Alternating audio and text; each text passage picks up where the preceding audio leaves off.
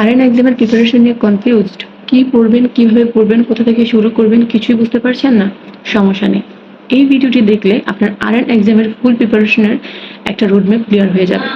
এই ভিডিওতে আমরা দেখাবো যে আপনি কোন কোন সাবজেক্টের কোন কোন টপিক বেশি বেশি করে পড়বেন, এবং এই রোডম্যাপটা আমরা ডিজাইন করেছি আমাদের প্রিভিয়াস ইয়ারের কোয়েশ্চেন এবং এক্সামে আসা ট্রেন্ডি কোয়েশ্চেনের উপর, যেগুলো ফলো করলে আপনার আরএন এক্সামে 80% প্রশ্ন অবশ্যই কমন থাকবে। সো দেরি না করে শুরু করা যাক আজকের ভিডিওটা। প্রথমে আমরা আরএন এক্সামের জন্য কোন কোন সাবজেক্ট বেশি বেশি পড়বো সেই সাবজেক্টগুলোর নাম বলবো, এবং তারপর প্রত্যেকটা সাবজেক্টের কোন কোন টপিক আমরা বেশি বেশি করে পড়বো সেই টপিকগুলোর নাম বলবো। আপনারা অবশ্যই এটা নোট করবেন। গ্রুপে আমরা এটার একটা স্ক্রিপ্ট দিয়ে দিব, কিন্তু তার আগে আপনারা এগুলো অবশ্যই নিজেরা নোট করে নেবেন। প্রথমে হচ্ছে fundamental of nursing. Fundamental of nursing হচ্ছে নার্সিংয়ের বেসিক জানার জন্য ফান্ডামেন্টাল অফ নার্সিং অনেক বেশি ইম্পর্টেন্ট। তো এখান থেকে আমরা যে টপিকগুলো পড়বো মেনলি সেগুলো হচ্ছে যে vital sign, infection control, nursing process, IV fluid and calculation, বিভিন্ন স্টেরিলাইজেশন প্রসেস, রুল অফ 9, এবং কিছু রোগের ছোট ছোট রোগের ম্যানেজমেন্ট, ছোট ছোট প্রসিডিউর, এগুলো আমাদেরকে জানতে হবে ফান্ডামেন্টাল থেকে। এবং কিছু কিছু ইনস্ট্রুমেন্ট যেগুলো ইউজ হয়, কোন কারণে ইউজ হয় সেগুলো জানতে হবে। মেডিকেল সার্জিক্যাল এই সাবজেক্টটা আরএন এক্সামের জন্য অনেক বেশি ইম্পর্টেন্ট। একই সাথে এই সাবজেক্টটা থেকে বেশি সিনারিও বেসড কোয়েশ্চেন আসে, সেজন্য এটা অনেক বেশি করে পড়তে হবে, এবং এখান থেকে কিছু কিছু ডিজিজকে অনেক বেশি ইম্পর্টেন্ট দিয়ে পড়তে হবে, যেমন হচ্ছে ডায়াবেটিস, হাইপারটেনশন, কার্ডিয়াক রিলেটেড যতগুলো ডিজিজ আছে, একই সাথে কিডনি, রেসপিরেটরি ডিজিজ যেগুলো আছে, তারপর হচ্ছে রোড ট্রাফিক অ্যাক্সিডেন্টের যে হেড ইনজুরি, এগুলো মাস্ট বি পড়তে হবে। 3 নাম্বার হচ্ছে ফার্মাকোলজি। ফার্মাকোলজি থেকে আপনাকে মাস্ট বি ড্রাগের ক্লাসিফিকেশন, অ্যান্টিবায়োটিক্স এবং এগুলোর সাইড ইফেক্টস, অ্যাডভার্স ইফেক্ট, কোন কোন ড্রাগ হচ্ছে প্রেগনেন্সিতে ইউজ হয়, আবার কোনগুলো হচ্ছে ইউজ হয় না, হ্যাঁ, সেফ ড্রাগ অ্যাডমিনিস্ট্রেশন, তারপর হচ্ছে যে নার্কোটিক, অ্যানালজেসিক, এগুলো আপনাদেরকে জানতে হবে, বিটা ব্লকার, তারপর হচ্ছে যে আপনার বিভিন্ন সেফ ড্রাগ, আনসেফ ড্রাগ, হ্যাঁ, তারপর বায়ো অ্যাভেলেবিলিটি, এগুলো আপনাদেরকে ভালো করে পড়তে হবে। 4 নাম্বার হচ্ছে অ্যানাটমি অ্যান্ড ফিজিওলজি। অ্যানাটমি থেকে অনেক অনেক কোয়েশ্চেন আসে, একই সাথে এই কোয়েশ্চেনগুলো আপনাদেরকে বারবার করে রিভাইজ করতে হবে। কেন?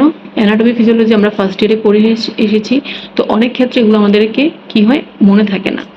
তো এখান থেকে আমরা যেই সব টপিকের উপর বেশি জোর দিব সেটা হচ্ছে heart, lung, kidney, muscle, nerve, হ্যাঁ, এগুলো আমরা মাস্ট বি বেশি করে পড়বো। এই টপিকের মধ্যে যত ধরনের কোয়েশ্চেন প্রিভিয়াস ইয়ারলি এসেছে, একই সাথে হচ্ছে আপনাদের গ্রুপে আমরা বলে দেব কি কি আরো এক্সট্রা টপিক পড়তে হবে, সবগুলো আপনারা ফলো করবেন।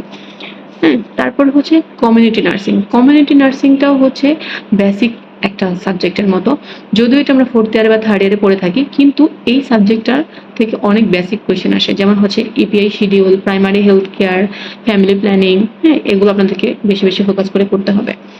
তারপর হচ্ছে মাইক্রোবায়োলজি যদিও ফার্স্ট ইয়ারের সাবজেক্ট, তারপরও এটা আমি একটু পরে রেখেছি এই কারণে, কেন এখান থেকে কোয়েশ্চেন আসে, তবে বেশি আসে হচ্ছে স্টেরিলাইজেশন থেকে।